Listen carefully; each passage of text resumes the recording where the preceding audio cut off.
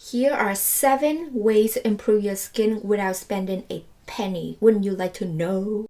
First and foremost, stop touching your face. Just stop. 2. Sleep on your back. Sexy ass back. 3. Do not be a dirty sleeping beauty. Wash your pillowcases at least once a week. 4. Change your detergent to fragrance-free or sensitive skin version. Fragrance allergy is a real thing. 5. Check your shampoo and conditioner as they may be the reason for your back acne. 6. Step away from the mirror and do not overanalyze your pores and pimples. They're harmless. Pay no mind to them. Last but not least, support Black Lives Matter. Link in my bio. As far as skin issues go, I would argue that getting blackheads has got to be one of the most annoying problems people can deal with, but today I'm going to show you how you can get rid of them. Welcome back to a crash course in acne where I go over all the different types of acne and how you can treat them. Yesterday was whiteheads. Don't forget to go check out that video if you haven't yet, but today we're talking about blackheads.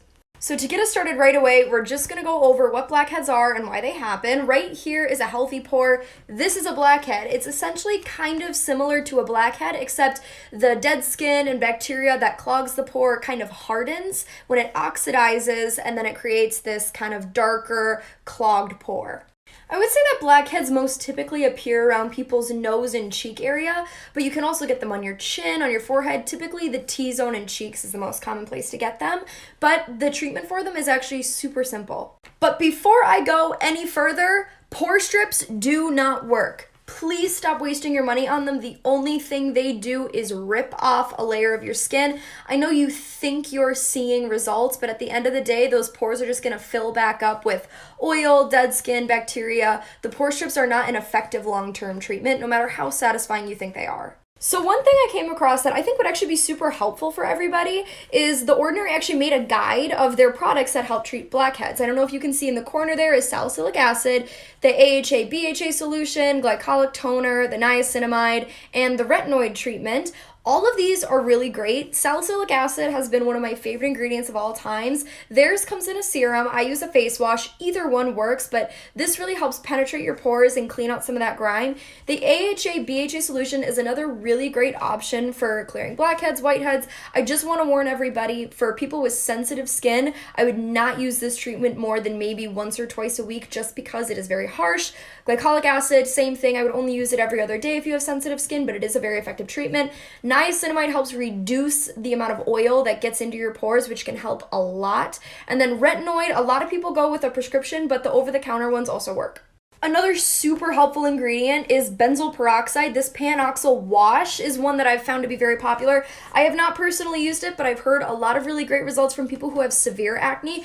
As you can see, the benzoyl peroxide concentration is a 10% concentration. So again, my sensitive skin people, just hang on. I'm going to show you some stuff you can use instead. This is for people with more resistant skin who are really looking for a more hands-on treatment. The CeraVe benzoyl peroxide wash only has 4% benzoyl peroxide, so this would maybe be a better one for someone with slightly more sensitive skin who is really struggling with, blackheads that are super noticeable. And then for anyone who is totally content with their face wash who's dealing with blackheads, a benzoyl peroxide spot treatment can also work great. The one by La Roche-Posay, probably one of the best ones. And as always, thank you so much for watching. I hope this was helpful. Don't forget to follow me to stay updated with Crash Course in Acne and more skincare related content. Here's a skincare secret no one's told you, part 6. This is a hack that I learned from a makeup artist and I've been doing it for years. If you have dry, cracked lips, you pick them or they're just constantly dry no matter what you put on them, you need to do this. Grab yourself a towel, leave it under the sink with hot water, hot water, and then wring it out without burning yourself, obviously. Fold it up like this and go back and forth, back and forth, back and forth. Do that for about 15 to 30 seconds. Your lips are gonna feel totally different. You're gonna thank me because I do this all the time and my lips have never felt better. This is one of the best hacks if you have dry lips. Follow for more. Everybody should have this skincare product in their bathroom. I promise you, I've never had glowier skin in my life until I started using this. This is my skin this morning with just the product on my face. I swear your skin will be glowy all day long. This is 8 o'clock last night at the gym. If you suffer with textured skin, enlarged pores, acne, anything like that, this product is for you. I have nothing on my skin right now, no other products, no makeup. All I have on is my BHA toner from Paula's Choice. This product is literally magic in a bottle. It is a liquid exfoliant that you can use once or twice a day. I like to use it once a day. I like to use it at night, but whichever time you choose during the day, it's perfect for either occasion. It even lays perfectly under makeup. It gives that beautiful glowy base. It's going to immensely help with the texture in your skin. It's going to also help shrink your pores, clean them out, get rid of acne. It really does so much. I like to use it right after I cleanse so it really penetrates into my skin. But I promise you, if you try this out, you won't regret it. Everybody that uses this has glass skin. It's just an amazing product and I need to share it with you guys. Let me know if you have tried it. If not, I highly recommend. Okay, so this used to be my skin texture about 2 years ago, before I discovered how retinoids can absolutely transform your skin texture. I've been using retinoid for 2 years now, and today I've got 5 tips, specifically on how to use a retinoid correctly, a lot of common mistakes and ways to correct them, how to get the most out of your retinoid and use it properly. Number 1 is apply your retinoid to dry skin. If you apply retinoid to moist skin or damp skin from other skincare products or water after the shower, it can increase the rate at which it's absorbed and make it more irritating. Retinoid's obviously very irritating or can be very irritating anyway, so you need to apply it to bone dry skin if you want to avoid that irritation and get the most out of it. Number 2 is apply it at night. It's not because retinoids make your skin more sensitive to the sun. That's a common misconception. The main reason that it's recommended to apply at night is because retinoids degrade in sunlight. So if they're on your face during the day, then the sunlight will degrade them, they'll become ineffective, or they can do. Third tip to get the most out of your retinoid and use it properly is to use it all over your face. Had a few comments of people saying they use it as a spot treatment. For sudden and inflamed spots, there are better things to use for that. Retinoid is obviously great for anti-acne and things like that. So they are almost in themselves a spot treatment, but they really should be used all over the face and not as a spot treatment to get the most out of them. The thing they work best for are anti-aging and acne. So obviously applying them to just a small area topically isn't going to help with anti-aging across your face. The third tip is to bring the product down your neck. The neck can be a sensitive area, so I'd advise to go in slowly, start with once a week, see how you go. I've personally never seen any irritation from putting it on my neck, but I know it's a sensitive area for a lot of people. The neck skin is super delicate and it ages just like the face would, so unless you want a really smooth face and then kind of a wrinkly neck later, it makes sense to bring it down here. And to be honest, if you've got the energy, here is a good place to put it as well. And number 5 is don't use it alongside acids. Don't get me wrong, you can if you want to, but if you want to minimize irritation and get the most out of the retinoid, it's best to leave acids for other days. Skincare that works instantly. The Ordinary's AHA peeling solution. This stuff gets rid of dead skin cells straight away. It instantly leaves my skin feeling so much smoother and glowy. It helps with acne and dark spots too. The Glow Recipe Niacinamide Dew Drops. This makes my skin look instantly awake. Gives the skin a glow, but it doesn't have any pigment in it or anything. It's just nice and glowy. Actually, look at the side without this stuff on. The Ole Hendrickson Banana Bright Eye Cream. This has a slight yellow tint to it to counteract dark circles, which instantly makes me look more awake. It plumps up fine lines too. Here are some things I wish I knew about skincare before I really got into skincare. Influencers are paid to do what they do, so make sure you're following ones that you actually trust to give good advice regardless. Skincare is not a one-size-fits-all type of thing. Just because something worked for a friend of yours or someone you know, it does not mean it's gonna work for you. A lot of the drugstore skincare brands are honestly better than the luxury brands. Every single human being on the planet has gotten acne in some form or another, and anyone who tries to deny it is just lying. Your skincare routine does not need to have 15 steps to be effective. As long as you have a good cleanser, moisturizer, and sunscreen, you're kind of set as far as I'm concerned. There are a lot of anti-aging products out there, but the best one that is honestly going to be the most effective is just sunscreen. It just is. The advice of an esthetician, in my personal opinion, is just as good as the advice of a dermatologist. When it comes to skincare, less is more. Don't use too many products, you're just gonna irritate your skin. Food belongs on your plate, not as a DIY face mask, so please stop doing those. As long as you are taking it off at the end of the day, makeup is going to have very little impact on whether or not you have acne, so don't let anybody scare you about wearing makeup. Botox is incredibly expensive, and there are a lot of variables that determine whether or not a person can actually get it. So if your excuse for not wearing sunscreen is, I'll just get Botox, bad idea. And then, of course, the skin on your body is just as important as the skin on your face, so stop forgetting about it. And of course, the number one rule of skincare, in my opinion, never be too hard on yourself. If you have a damaged skin barrier and all of a sudden your skin looks like this, listen up. Here are my top tips on how to heal it quickly. Stop using all actives, whether it is in the form of a cleanser, toner, serum or cream. Wash your face in the evening using only gentle cleansers, and in the morning use only water. Focus on hydration and soothing, but don't overwhelm your skin with too many products all at once. Choose products with niacinamides, ceramides, probiotics. This would help to strengthen and rebuild your skin barrier. Look for ingredients like centella, chamomile, snail mussing, red ginseng or propolis. These would help to soothe and heal irritated skin. And finally, option for ceramide moisturizer. Apply your sunscreen every morning. Follow for more skincare. And I just do this for like the next 5 minutes, basically until this entire thing. So I'm sure you've seen a lot of people, including Bella Hadid, icing their face. Models do this before shoots to constrict their blood vessels so that their face is not red and their pores look smaller. The truth is that doing this can actually cause broken capillaries and rosacea. Basically, when you put an extreme temperature on your skin, your body reacts by trying to balance it out. So after icing, your body's gonna dilate your blood vessels to try to get it back to normal. If you look at Chinese medicine, they never use ice on the skin because using cold is slowing down your circulation. It's interesting because she talked about how she got an IPL treatment the week before. I think that's doing a little bit more for her skin than an aloe popsicle.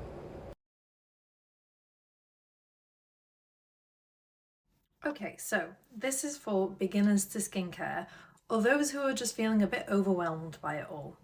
I'm going to teach you how to build your skincare routine. The generic skeleton for a skincare routine is going to be cleanse and moisturize, okay?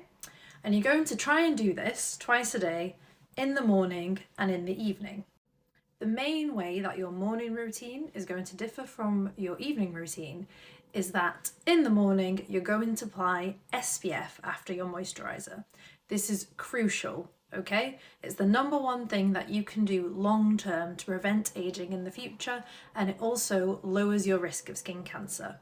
Try and make it a habit to apply every day, SPF 50 minimum. Now your nighttime routine doesn't need SPF. An optional extra, if you're someone that likes to wear makeup, is to double cleanse to ensure that you're getting the makeup and everything else that's built up on your face throughout the day, such as pollution, which can also contribute to skin aging in the long term, and sweat and just everything else. You want to wipe all the day off, and an effective way to do this is just to cleanse twice. But you don't have to, it's optional. In general, the skincare cleanser that you use needs to be gentle and non-irritating. This is the part of your skincare routine where you don't need to shell out a lot of money. Essentially, all you're doing is washing your face and then it goes down the drain. Your choice of moisturizer may differ depending on your skin type, but it's an important part of your skincare routine because it locks in that moisture and it prevents something called transepidermal water loss. This is especially important if you're going to introduce actives into your skincare routine. An active is a generic term for a skincare ingredient that's designed to specifically target your skincare concern. And this generally goes in between the cleanser and the moisturizer. However, some cleansers and moisturizers have actives within them too. This is the part of the skincare routine that's tailored towards you and your specific skincare concern. It's not a case of copying someone else's skincare. I know it's amazing seeing all these influencers with these fancy cabinets and all of their products. I love looking at them too, but you can't just copy what they're doing, and it depends on what your main skincare concern is. For example, is your skincare concern acne? Is it hyperpigmentation? Is it anti-aging? Is it redness? Is it skin texture? If you have more than one concern, then what's the one that bothers you the most? And you should choose your actives based on your main skincare concern. If your skin looks like this, or this, or this, then listen up. So those pictures were taken when my skin barrier was severely damaged and I didn't know for months. I've been struggling with acne since I was 13, 14 years old. So when my skin looked like how it did in those photos, I just thought my acne was really flaring up. And it was definitely flaring up, but it was different. And that's when I realized this wasn't a normal breakout. So I'm gonna bring up this photo again for reference, just to show how different this acne was from what I was used to. So the way I realized this wasn't my normal breakout was because I was so used to getting hormonal cystic acne and not the type of bumps that formed in these clusters, kind of rash-like bumps. In addition to the cystic acne, I was also seeing a ton of whiteheads, but they would appear in certain areas of my face, and that was normal for me. But these bumps were appearing pretty much all over my face, and these are actually papules, so they don't actually have pus or anything filled inside for you to pop. And that's something I was totally not used to, and that's when I realized something else was wrong. So when you have acne-prone skin, you know that you're told and you're given all of these strong medications that contain actives, such as salicylic acid, glycolic acid, lactic acid, benzoyl peroxide, retinols. And there becomes a point where we tend to overuse these products. So when we're using these products day after day and never giving our skin the time to breathe and recover, that's when our skin barrier becomes damaged. And a lot of people don't realize this, and they'll see all of these bumps appear on their face and they'll think they have to put more salicylic acid on, more retinol, more benzoyl peroxide, and that's not what you want to do. So what are the signs that your barrier is damaged? You might have dry, flaky skin, itchiness, sensitivity to the point where your products will burn on your face and your skin's just sensitive to the touch in general. You'll see a ton of redness, a ton of irritation. Again, those rash-like bumps that form in clusters on your face, and just breakouts in general that form in places that you don't normally break out. I'll make a totally separate video discussing how to heal your barrier once it does get to that point of severe damage, and just the products I used and just tips and tricks that helped me. Here are some things I wish I knew about skincare before I really got into skincare. Part 3. It is super important to make sure you're using quality hair products because some hair products can cause acne. A lot of supplements claiming to give you clear skin, like collagen pills and other specialty vitamins, really don't do anything, so stop wasting your money. Acne and breakouts are not caused by moisture alone, so stop letting people scare you out of moisturizing your skin. The people making fun of your acne, at least in my experience, are the same people that fall asleep in their makeup and don't wear sunscreen, so their opinion really doesn't matter that much. Sunscreen is not poison. Your chances of getting cancer increase without it. As long as you're buying sunscreens that are oxybenzone and paraben free, please wear it, it's good for you. Your best shot at preventing acne from happening in the future is keeping your moisture barrier healthy and your skin hydrated. Trust me. In my humble opinion, it really doesn't matter what type of pillowcase you sleep on, whether it be cotton, silk, satin, as long as you make sure to wash it regularly. Consistency is absolutely key in skincare, but if you have a feeling that a product really isn't working for you, just stop using it and try to find a better one. However, that being said, there are some actives and treatments that can take weeks to start working, so it's always a good idea to give your product at least a month or two to see if it really works for you. Getting sunburned does not make your acne go away, it just makes it blend in with the rest of your red skin. Those little marks that are left behind after you have a pimple are oftentimes not scars, but there's something called post-inflammatory hyperpigmentation, and they are totally treatable.